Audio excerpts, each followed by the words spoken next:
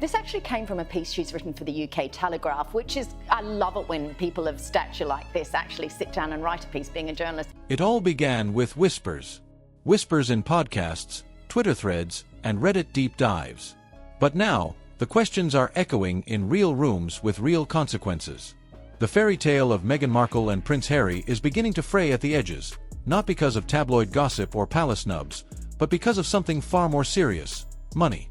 And not just how much of it they're making, but how they're making it, where it's going, and whether it's all above board. At the heart of this unraveling is the very thing that once made people root for them: the idea of walking away from unimaginable power to start fresh. When Meghan and Harry sat down with Oprah, their story was simple. Harry said it: they were cut off. No royal funds. No help. Meghan added that she had to turn to her old contacts just to survive. The world rallied. Two people taking on the crown. Escaping the rigid grip of tradition. Doing it alone. It was moving. It was believable. But in hindsight, it may have been a carefully constructed illusion. In the years that followed that groundbreaking interview, the Sussexes didn't just survive, they flourished. They exploded into the celebrity world with million-dollar Netflix deals, exclusive Spotify podcasts, a best-selling memoir, six-figure speaking engagements, and brand partnerships that arrived like clockwork. They bought a Montecito mansion that screams old money luxury. They dressed in designer outfits, rolled up to events with full security teams, and flew private more often than commercial. All in all, they built an empire. But the math has never quite added up. And now, it's not just skeptics or royalists asking how they pulled it off, it's government agencies. It's the feds. Sources close to financial investigators in both the United States and the UK say that quiet but very real inquiries have begun. The concern isn't necessarily the wealth, it's the machinery behind it. Shell companies, offshore accounts, foundations and trusts. Transactions that crisscross borders and disappear into legal gray zones. The language has shifted. This isn't about Meghan and Harry being opportunistic. It's about whether they've crossed the line into something more sinister: financial misrepresentation, tax avoidance, or worse. Their public image, carefully curated, endlessly monetized, is now their greatest vulnerability. Because when you sell your life story as content, every detail becomes fair game. And that includes the financials. Take a closer look and the pattern becomes harder to ignore. Each headline seems tied to a product. Each revelation has a sponsor.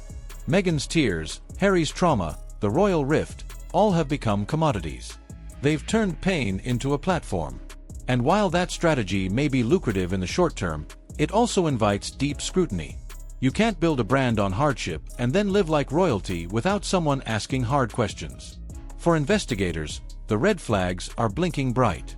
The sheer pace of income, the lack of clear disclosures, the intermingling of charitable endeavors with personal profit, none of it sits right. Charities associated with the couple are reportedly being examined, not because of any proven wrongdoing, but because when money flows in and out of non-profit structures, there must be accountability. Every dollar must be tracked. Every decision must be justified. And here's the kicker: this scrutiny isn't just coming from outside. Insiders, former colleagues, and industry professionals are beginning to distance themselves. Behind the scenes, whispers suggest that even some brand partners are pulling back. They don't want to be caught in the blast radius if this turns into a full-blown scandal. For Meghan, the pivot is becoming more pronounced. Gone are the subtle charity visits and public service posts. In their place, lifestyle ventures, skincare teasers, whispers of fashion collaborations, and vague branding tied to wellness and empowerment. It's a calculated move, shifting from royalty to influencer. But with each step into the celebrity world, the authenticity they once wielded as a weapon starts to wear thin. As for Harry, he's become a different kind of figure altogether. The sensitive, soul-bearing royal of his memoir has given way to a man mired in lawsuits, contradictions, and media fatigue. Some of the claims in his book haven't held up under pressure. Some of the timelines don't make sense. And the people he once called family, the ones he accused on global television, have responded with devastating silence. No rebuttals. No defenses. Just distance. And that silence is deafening. If these investigations continue, and insiders say they will, it could become one of the most high-profile legal cases involving a royal in modern history. Not over bloodlines or scandals, but over money. Cold, hard, traceable money. The kind that doesn't lie. The kind that doesn't care about curated interviews or sympathy narratives. The kind that, when followed properly, tells the whole story. The truth, or something close to it, may lie in a web of financial structures that stretch far beyond the Sussexes' smiling portraits and Instagram-friendly ventures. Experts believe that some of the more questionable setups, if they exist, could involve the misuse of charitable donations, failure to declare foreign income, or the strategic use of LLCs to shield revenue streams from tax reporting. In this climate, intent is everything. If Meghan and Harry made financial decisions in good faith, with proper legal advice and transparency, they may weather the storm. But if it turns out they intentionally manipulated loopholes, presented misleading narratives for financial gain, or used charity as a front for personal profit, the fallout will be catastrophic. There's a word for what Meghan and Harry have become: commodities. Their image, their trauma, their romance, their rebellion, it's all for sale. And now, the world is no longer content to buy the story. It wants receipts. The legal teams circling them know what's at stake.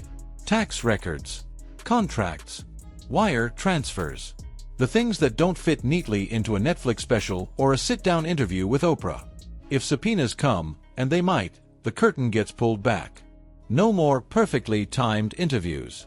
No more emotional editing. Just documents, timelines, truths. And the thing about truth, it doesn't care if your brand was built on it. What was once a tale of independence and courage is now veering into the territory of scandal and accountability. Whether this ends in fines, charges, or just public embarrassment, the damage may already be done. Because when people start to question the very foundation of your story, it's not just your finances that take a hit, it's your legacy. Meghan and Harry wanted to redefine royalty. Instead, they may have redefined the risks of monetizing it. Let's hear from you.